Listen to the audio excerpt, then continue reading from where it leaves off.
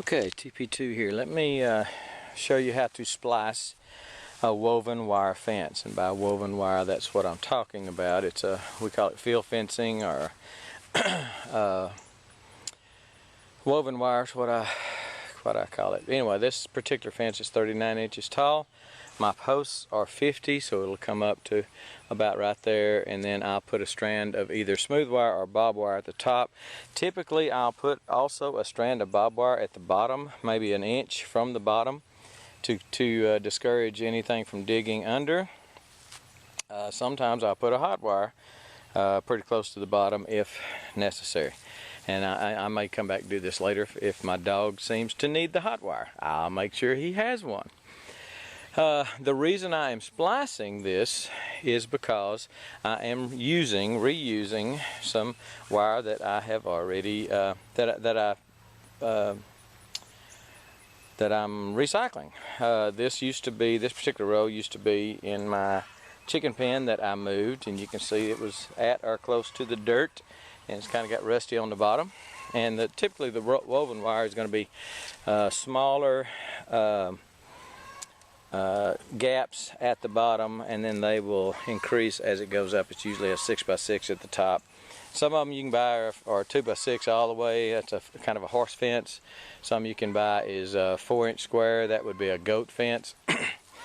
So anyway, this particular stretch is about 50 feet long that I've already got laid out.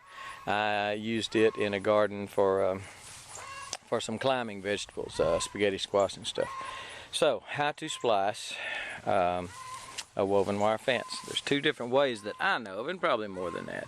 First, you come in here and snip off this up to the last stay. You want a good clean wire here to be able to wrap around. In other words, I came in here right before this stay, and the stay is a vertical. When the fence is standing up like it's supposed to be, the stay is the vertical, the uprights, what I call a stay anyway.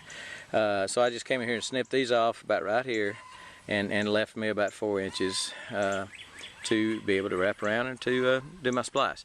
This is one way to do it, and this roll may take me all the way to the end. If so, I'll just have to show you the other way without having to do it on the fence. But how to splice woven wire. Just make you a good clean cut here, snip these off, and that'll get you started. And we'll go from there. Let me do some other things and kind of show you what I got done. As soon as you cut your wire, any trimming you do, make sure you pick up the pieces right away. You don't want to come along and run over those things. First of all, it would puncture a tire. Second of all, you talk about a projectile out of either a lawnmower or a brush hog. You could really hurt somebody or something. So pick up your scraps.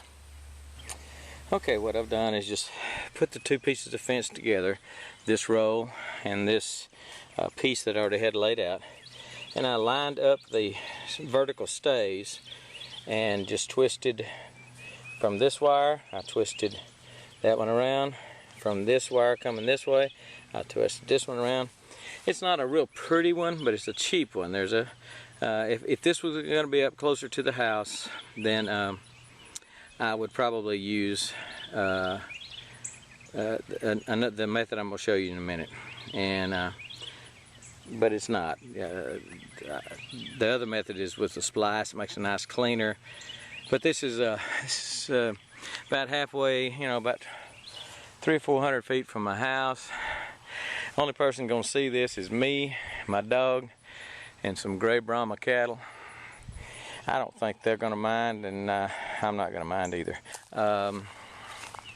Typically, I would also run a piece of bob wire, a strand of bob wire at the bottom, and put it about an inch off the ground, down at the bottom, inch or two off the ground to discourage varmints from digging under.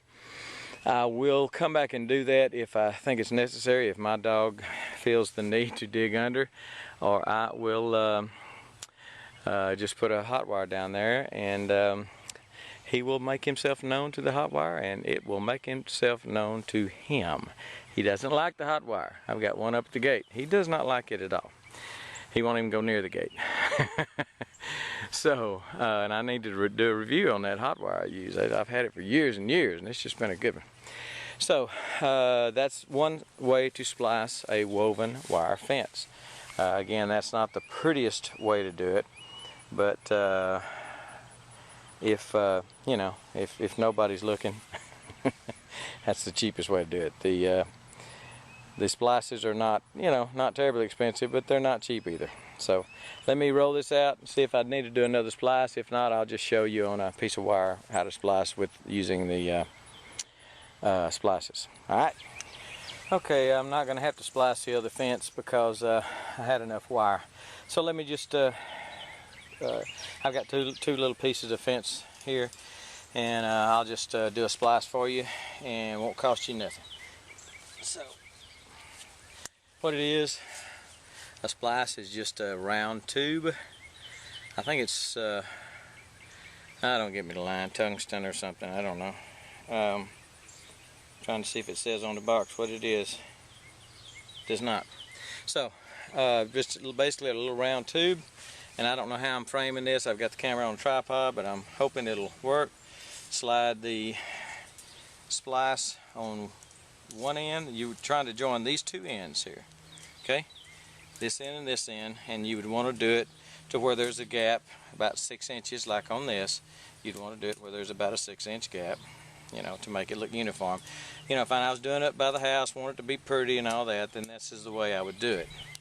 So anyway, slide the splice on one side, slide the other side in, get your space here that you want to have, and then these are bolt cutters, but they're ground down here where they're actually not going to come all the way together. I don't know whether you can see that or not, but there's a gap, okay? A gap in between the bolt cutters, and it is strictly for, I use this strictly to splice. So, put the splice where you want it, and it's not easy, but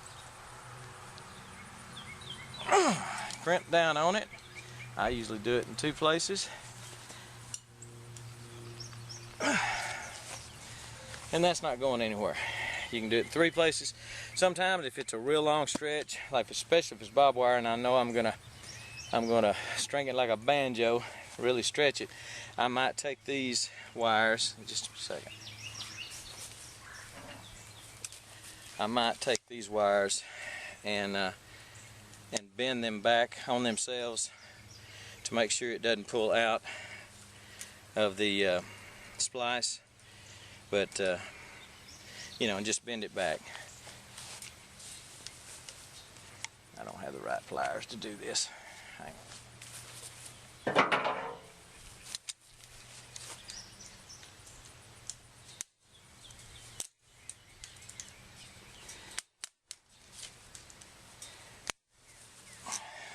And bend the wire back on itself like that, and bend this one back.